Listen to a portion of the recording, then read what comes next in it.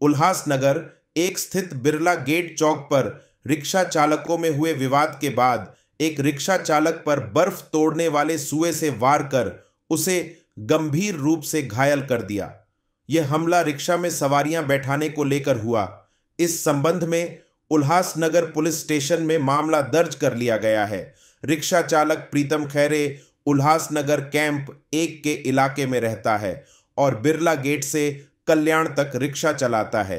Pritam Birla gate rickshaw stand पर number से सवारी बैठाता है। यहां पर अपराधी प्रवृत्ति का विवेक पाटिल उर्फ भावडिया का प्रीतम से सवारी बैठाने को लेकर कहासुनी हो गई, जिसके बाद 9 जनवरी को विवेक ने बर्फ तोड़ने वाली नुकीली सुई से प्रीतम पर हमला कर दिया। जांघ, हाथ, पैर में वार लगने से प्रीतम गंभीर रूप से घायल हो गया। सिर और पीठ पर धारदार सुइयों से वार किया गया है। फिलहाल उसका सेंट्रल अस्पताल में इलाज चल रहा है और पुलिस ने आरोपी को गिरफ्तार कर लिया है। प्रीतम ने विवेक के खिलाफ सख्त कार्रवाई की मांग की है। माझं नाव प्रीतम वसंत खैरे। मी बिरला गेट ते कल्याण गाडी चालवणारा व्यक्ती। मी चालवतो गाडी, ऑटो ड्रायव्हर आहे।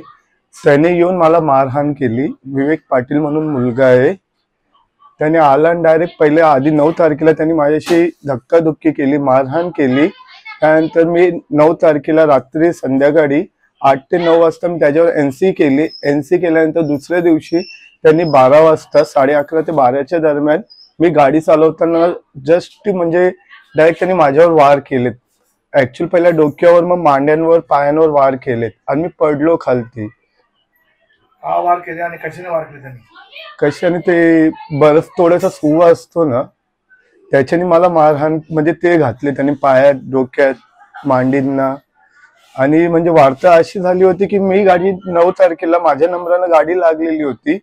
तो आला, तो व्यक्ती मला दुसऱ्याच्या गाडीत बसून आला। त्याचाच मित्र होता, तो गंजेडीच होता तो पण, किंवा मला गाडी भरू दे।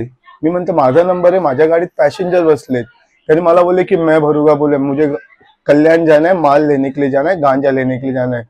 मी त्याला बोलायला गेलो तर त्याने मला धक्का धुक्की, शिवीगाळ, माझ्या खिशातले 300-400 रुपयाचा धंदा केला होता ते पण काढून घेतलेत। मी हे सुद्धा सरांना 1 नंबर पोलीस स्टेशनला एनसी करायच्या टायमाला सांगितलं। मग दुसऱ्या दिवशी त्यांनी माझ्याशी असा प्रकरण घडला। तेव्हा तुम्ही पहिल्या दिवशी तुम्हाला त्यांनी शिवीगाळ केली, तेव्हा तुम्ही एनसी केली, तेव्हा पोलिसांनी कारवाई करण्यात का टाळाटाळ केली होती का? त्यांनी, हो सर, त्यांनी म्हणजे एनसी घेतली आणि त्यांनी त्याच्यावर काहीच ऑब्जेक्शन घेतले नाही, म्हणून त्यांनी दुसरे दिवस माझ्यावर हल्ला केला। पोलीस प्रशासनाकडे तुमची काय मागणी आहे? पोलीस प्रशासनाकडे एवढंच आहे की त्याच्यावर म्हणजे कसं, मी सर रिक्षा ड्रायव्हर आहे, मी गाडी चालवतो। आता अचानक भयानक मध्ये काल माझ्याशी जे 10 तारखेला घडलं, असं पुढे नाही घडायला पाहिजे, म्हणून मला त्या पोलीस प्रशासनाकडनं निमंत्रण आहे की बाबा त्याला मोठी कारवाई करावी। रिक्षा चालक संघटनेचं काय म्हणणं आहे? रिक्षा चालक संघटनेशी कोणाशीच बोलणं नाही झालं माझंवालं। ते पण काही सगळेजण, कोणी वरपनं तिथं बिरला गेटला येतात, कोणी महारलनं येतात, सगळे घाबरूनच असतात। त्यांचा ते ठेकच आहे बिरला गेट, तिथं ते गांजा बिंजा पितात। तर त्या हिशोबाने आम्हाला भीती निर्माण आहे रिक्षावाल्यांना, बाबा आता ते माल पिऊन, आता त्यांनी माझ्याशी हल्ला केला, ते पण पुढे नाही येऊ शकत ना, की त्यांच्यावर पण असा हल्ला होऊ शकतो म्हणून। आणि ते वयस्कर माणसं सगळे 30 अभाव, आणि हे किती 20, 25, 30च्या घरातले हे मुलं सगळेजण गांजा बिंजा पिणारे।